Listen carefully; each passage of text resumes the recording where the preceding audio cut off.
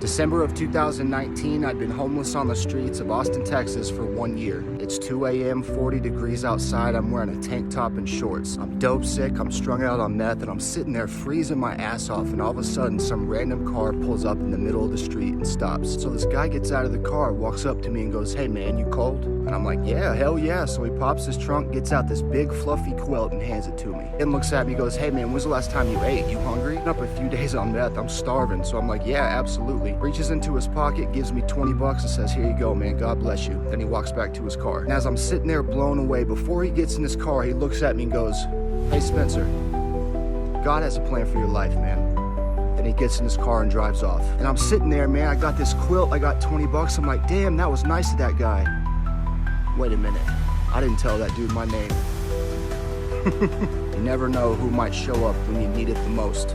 A homeless man walks into a McDonald's planning on going in the bathroom and slitting his wrists because he's tired of living. He'd been homeless a year, he'd been up 7 days on meth, and he was done. Walks into the McDonald's, he sees an empty seat and decides, you know what, I'm gonna rest my head for a second, and he sits down. As he's sitting there, a stranger comes up to him and goes, "Hey man, what do you want to drink?" He looks up, the homeless man sees this stranger has bought him a Big Mac and fries, and now was gonna get him something to drink as well. So the stranger gets him a Dr. Pepper, gives him the food, and as he's leaving, he looks at the homeless man and says, "Hey man, it can get better. You're not alone." And then he leaves. And because of that stranger's kindness, the homeless man decides, you know what? I'm not gonna kill myself today. I'm gonna get up and leave. And he does. And I'll always be grateful for that stranger who helped save my life that day, because I was that homeless man. How do homeless people stay warm during extreme temperatures? This was one of my last resorts when I lived on the streets. I would trespass to an apartment complex pool area. They all had these outside bathrooms, but they locked from the inside. Lock the door, the jacket I had, lay it down, use my backpack as a pillow. I would just post up here all night or as long as I could. Worst case, if someone came and jingled the door, I'd know to get up and leave and I could play it off. Thankfully, I didn't have to do that very often. And although I'm very thankful to not be homeless anymore, I'm grateful for things like that that helped me survive when I was. How do homeless people stay warm when it's freezing outside? This is what I did when I lived on the streets. So I would canvass local dumpster areas and find a pallet. I would come downhill, set this pallet up to protect me from the wind. I would find some brush, like this old tree.